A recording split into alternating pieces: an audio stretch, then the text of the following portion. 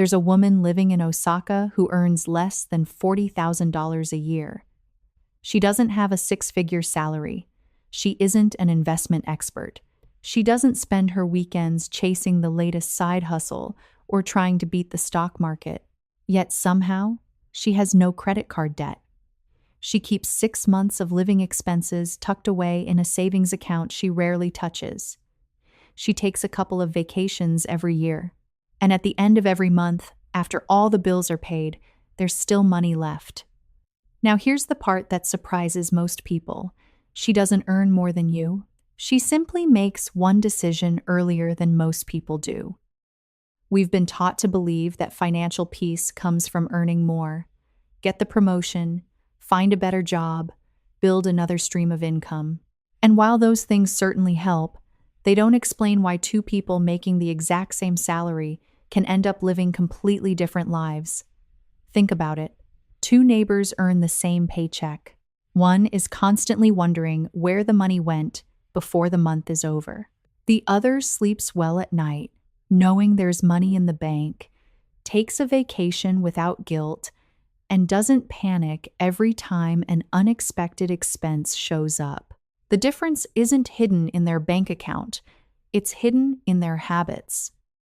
More specifically, it's hidden in when they make their financial decisions. Most people make money decisions in the middle of temptation, standing in a store, scrolling through online deals late at night, or convincing themselves they deserve one more purchase after a long week. The Japanese approach is different. It asks you to make your important financial decisions before emotion ever gets a chance to speak. That's something I didn't fully understand until I started looking at how many Japanese households manage money. What struck me wasn't that they were obsessed with saving. It was that they were incredibly intentional. They don't see money as something to chase. They see it as something to quietly direct. And that changes everything. Because Japanese financial wisdom has never really been about saying no to life. It's about making your biggest decisions while your mind is calm, so your emotions don't end up making them for you later. Once you understand that idea, every habit we're about to talk about starts making a lot more sense. Secret has honed, pay yourself first. The first habit sounds almost too simple to matter. But in Japan, it's often considered the foundation that everything else is built on. It's called Chokin. Most people translate that word as saving money. But that's not really how many Japanese households think about it. To them, saving isn't whatever happens to be left at the end of the month. Saving comes first. Everything else adjusts around it.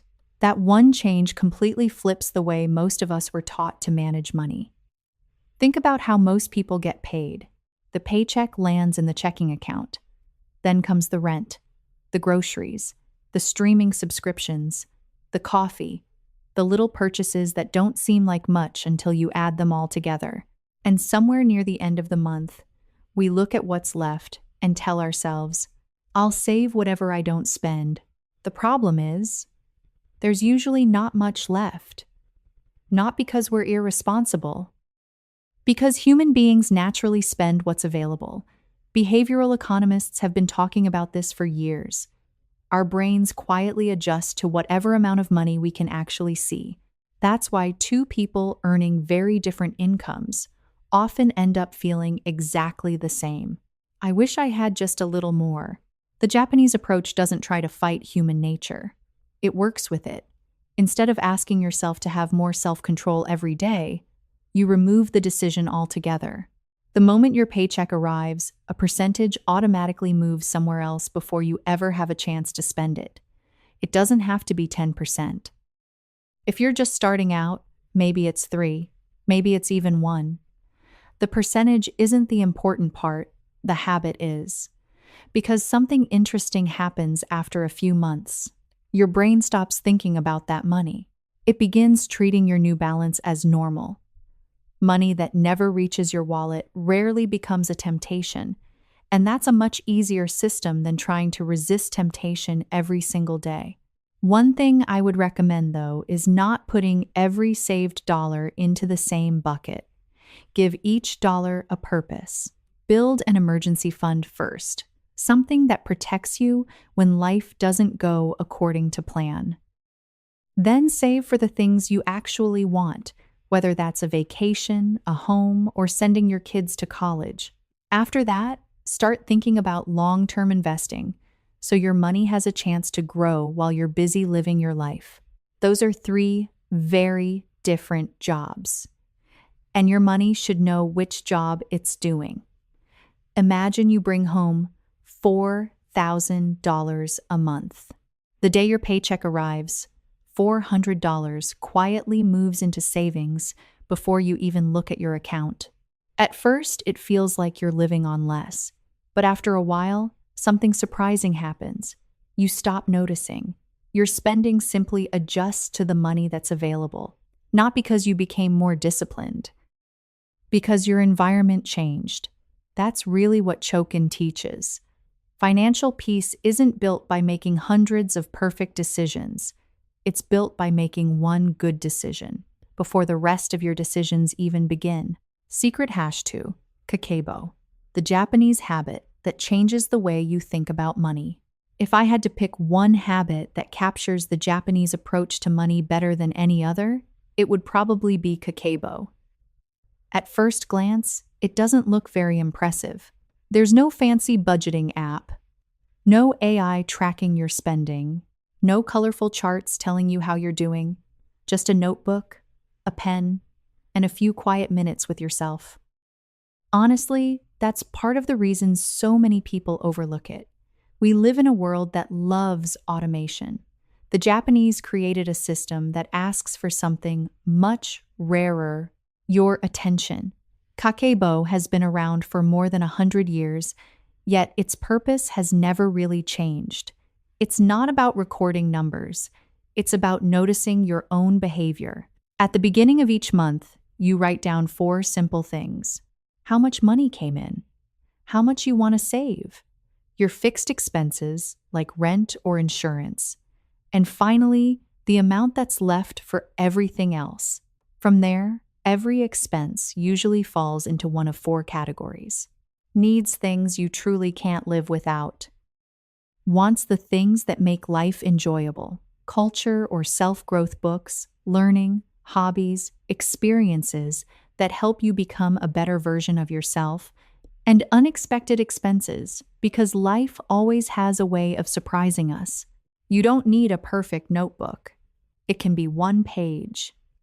It might look something like this: income, $4,000. Savings goal, $400. Needs, $2,300. Wants, $700. Culture and learning, $300. Unexpected, $300.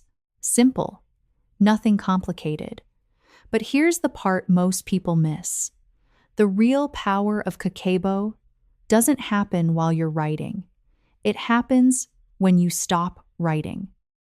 At the end of the month, instead of asking, "Where did all my money go?"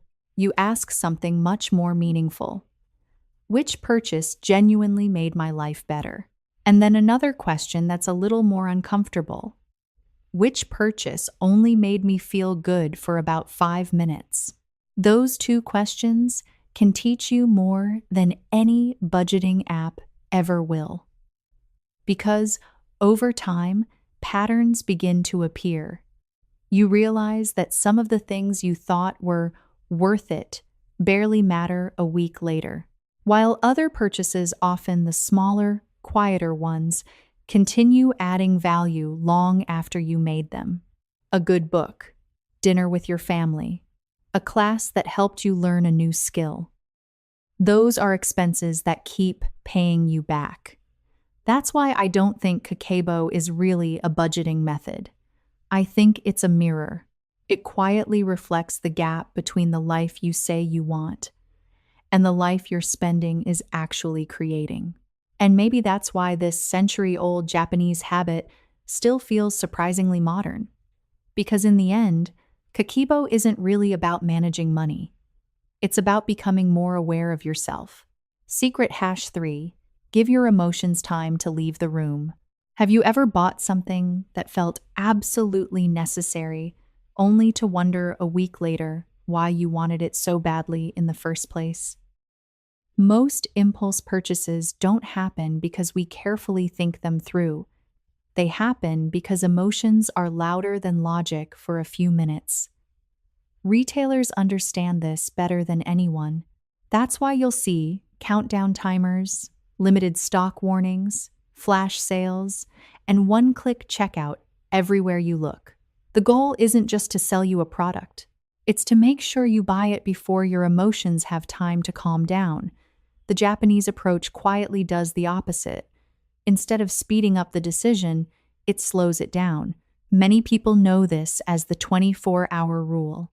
If you want something that isn't essential, you simply wait before buying it. Not because waiting magically makes you more disciplined, because time changes the conversation happening inside your head. Personally, I like using a simple weighting scale.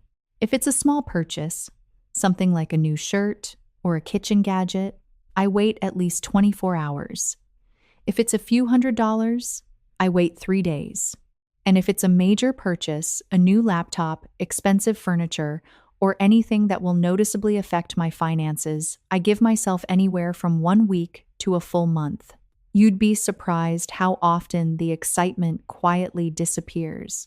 And if it doesn't, that's actually useful information.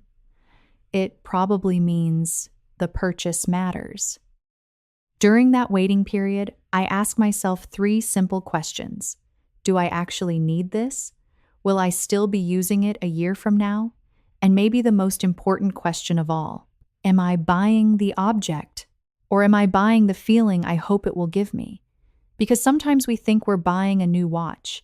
What we're really buying is the feeling of success. Sometimes we think we're buying new clothes.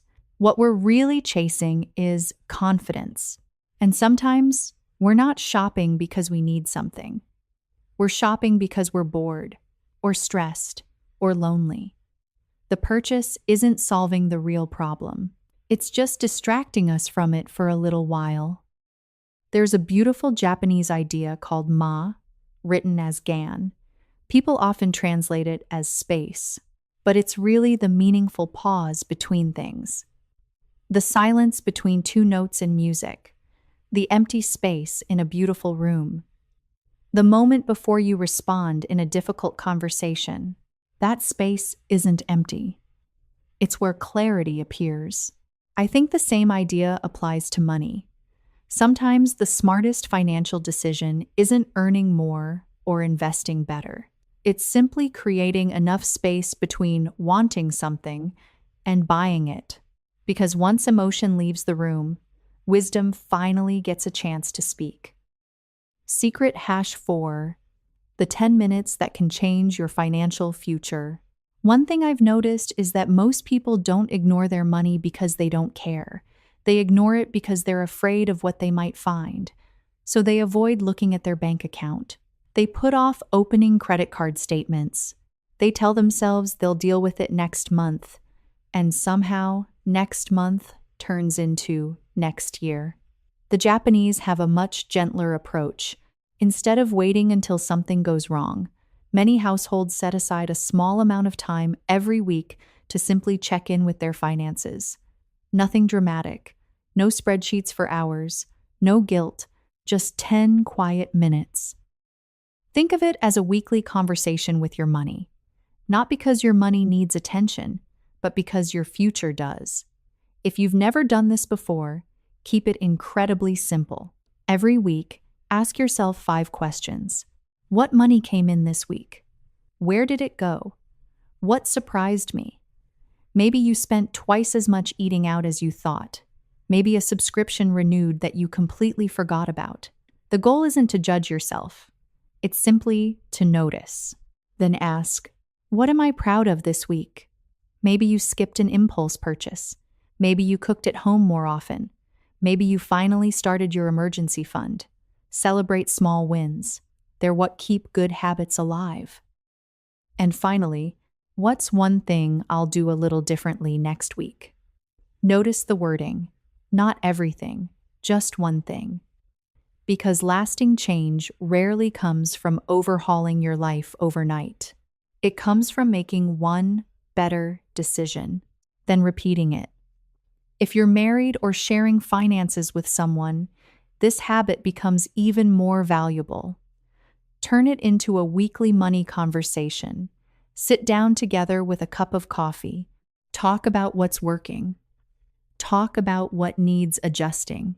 But don't blame each other. Don't keep score. You're not opponents trying to prove who's right. You're teammates trying to build the same future. That idea reminds me of another Japanese principle, Kaizen. People often associate Kaizen with factories and business, but at its heart, it's much simpler than that. Small improvements made consistently, instead of asking, how can I completely transform my finances this year? Ask, what's one tiny improvement I can make this week? Maybe it's bringing lunch from home once. Maybe it's canceling one subscription you never use. Maybe it's transferring $20 into savings. Those changes seem almost too small to matter until you repeat them 52 times. Financial peace isn't built in one perfect month. It's built one quiet week at a time. Secret #5. Give every dollar a home before it has a chance to wander. One reason so many budgets fail is surprisingly simple. People create a budget, but they never tell their money where it's supposed to go. Everything sits in one account. Bills, groceries, entertainment, savings, travel. It's all mixed together. And when every dollar looks the same, it's incredibly easy to spend money that was meant for something much more important. The Japanese solution is refreshingly practical. Before the month begins, every dollar is given a job. Whether you use physical envelopes, separate bank accounts, or digital categories, doesn't really matter. The principle is exactly the same. Decide first. Spend second. Let's imagine you bring home $4,000 a month. You might decide your budget looks something like this. Housing and utilities, $1,400. Food, $600. Transportation, true cent dollars. Savings, $400. Personal spending, $500.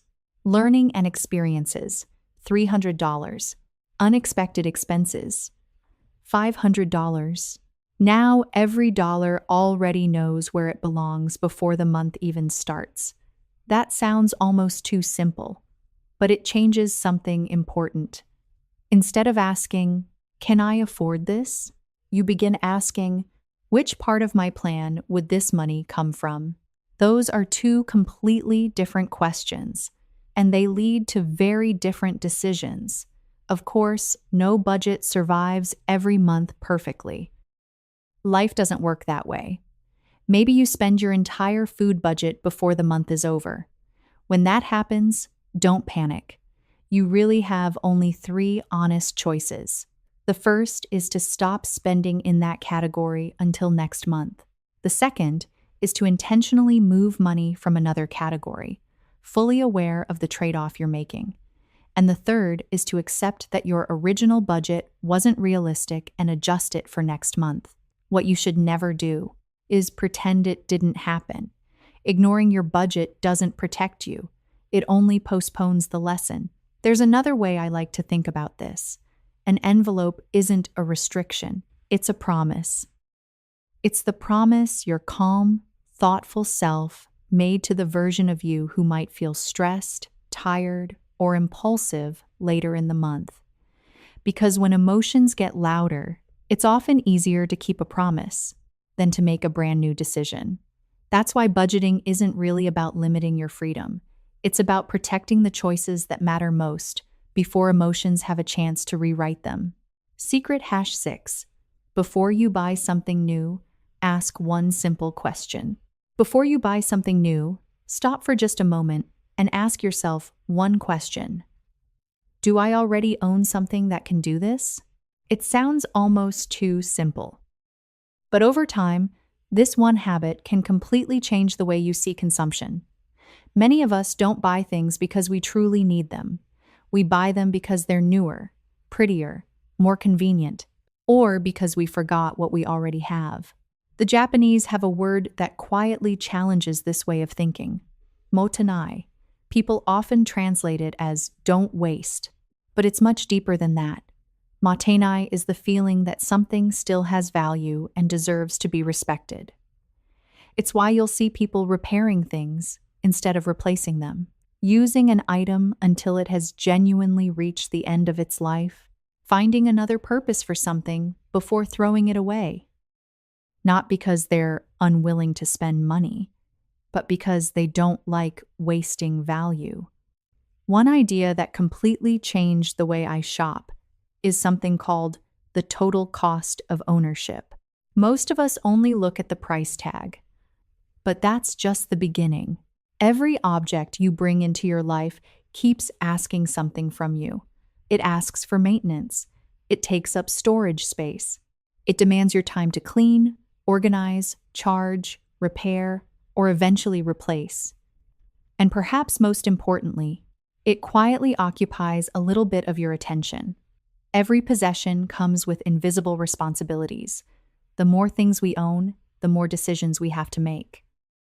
That's why the true cost of an object is almost always higher than the number printed on the receipt. In a way, every object owns a small part of your life. So before I buy something now, I don't just ask, can I afford this? I ask, what will this ask of me over the next 5 years? Sometimes the answer is worth it. Sometimes it isn't. And that one question has saved me far more money than chasing every sale or clipping every coupon ever could. The older I get, the more I think Mottainai has very little to do with objects. It's really about respect. Respect for your money. Respect for your time. Respect for your energy.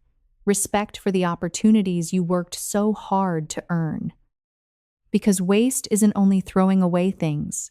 We waste money, we waste time, we waste our attention. Sometimes we even waste the chance to appreciate what we already have. And gratitude has a funny way of making enough feel like abundance. I'll leave you with one thought that completely changed the way I think about spending. Every unnecessary purchase costs money, but it also costs hours of your life that you already spent earning that money. Once you truly understand that, buying less no longer feels like sacrifice. It feels like freedom. Secret #7. Give every dollar a purpose before life gives it another one. By now, we've talked about saving first, writing down your spending, waiting before buying, reviewing your money every week, giving every dollar a job in your monthly budget. But there's one final habit that quietly ties all of those ideas together. Don't just save money. Give your savings a purpose.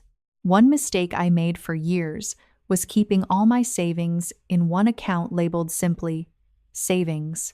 It seemed organized enough, but every time I wanted to buy something expensive, that money felt available. After all, it was just sitting there, waiting. Then one day, I came across a simple idea that completely changed the way I looked at saving. Instead of having one savings account, give every savings account a name, not based on the amount, based on the purpose. Maybe one account is called emergency fund, another is travel, another is education. Maybe you have one called parents, because one day you want to help them without worrying about money. Or maybe your favorite account has a name like freedom, because that's what it really represents. Something interesting happens when money has a purpose. Your brain stops seeing it as extra cash. It starts seeing it as a promise. Behavioral psychologists have found that people naturally protect things that carry emotional meaning. Money is no different. Money without a purpose has a strange habit of disappearing. Money with a purpose has a strange habit of staying exactly where it belongs. Imagine you have $5,000 sitting in an account simply called savings. A new television goes on sale. Your car could use an upgrade. A vacation sounds nice. Suddenly, spending that money feels reasonable. Now imagine that exact same $5,000 sitting in an account called 6 months of freedom. Freedom to leave a job that's making you miserable. Freedom to care for someone you love if they get sick. Freedom to handle an emergency without borrowing money. The number hasn't changed. Only the meaning has. And somehow, that changes everything. I think that's one of the quiet lessons hidden inside Japanese financial thinking. Money itself isn't security. Money can disappear. Markets change. Jobs change. Life changes. What creates security is knowing exactly what your money is there to protect. Purpose creates security, not the balance in your bank account. Because when every dollar has a purpose, every financial decision becomes a little clearer. And maybe that's the biggest lesson of all. Managing money isn't really about becoming richer. It's about making sure your money is quietly building the life you actually want to live. Money was never the point. If there's one thing I hope you take away from this video, it isn't another budgeting trick. It isn't another saving strategy. And it certainly isn't the idea that Japanese people somehow have more discipline than everyone else. I don't think that's true. What I think they've done remarkably well is build small habits that make good decisions easier and emotional decisions a little harder. Over time, those small habits quietly shape an entirely different life. Because here's something I've come to believe. Japanese people don't spend less because they love money. They spend intentionally because they love peace. The peace of knowing an unexpected bill won't become a crisis. The peace of being able to say no to work that doesn't align with your values. The peace of helping your family without worrying about whether you can afford it. The peace of sleeping well because tomorrow doesn't feel uncertain. Money was never the destination. It was simply the bridge to freedom, to choices, to time, to the people and experiences that matter most. Some of the happiest people I've ever met weren't the ones who owned the most things.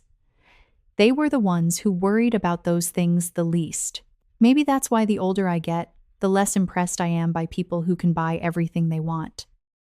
And the more impressed I am by people who don't feel the need to, because the richest feeling in life isn't walking into a store knowing you can afford anything. It's walking out, realizing you didn't need any of it. The richest feeling isn't buying everything you want. It's no longer being controlled by wanting. And maybe that's the quiet lesson Japanese financial wisdom has been trying to teach all along. Not how to become richer, but how to become freer. If even one of these habits resonated with you, don't try to change everything tomorrow. Just choose one. Practice it until it feels natural. Then let the next habit build on top of it. Small decisions, repeated consistently. That's how financial peace is built. And maybe that's how a good life is built too. Before you leave, I'd love to ask you one question, not because I'm curious, but because your answer might actually change what happens after this video ends. Out of everything we talked about today, which one habit do you honestly believe could change your life the most if you practiced it for an entire year? Not tomorrow, not next week, one full year. And more importantly, why? Take a moment and leave your answer in the comments. Not for me, for yourself. Because something interesting happens when we put a commitment into words. It stops being just another good idea. It becomes something we're far more likely to follow through on. And one more thing. Please don't try to start all 7 habits tomorrow. That's usually how good intentions disappear. Pick one, the one that felt the most uncomfortable, or the one that made you think, I probably need this the most. Practice that one until it becomes part of who you are. Then come back and add the next one. Remember, Japanese wisdom was never about changing your entire life overnight. It has always been about making one small improvement, then another, until one day you look back and realize your life changed because your habits did. If this video gave you a new way to think about money, and maybe even a new way to think about life, I hope you'll join us for the next one.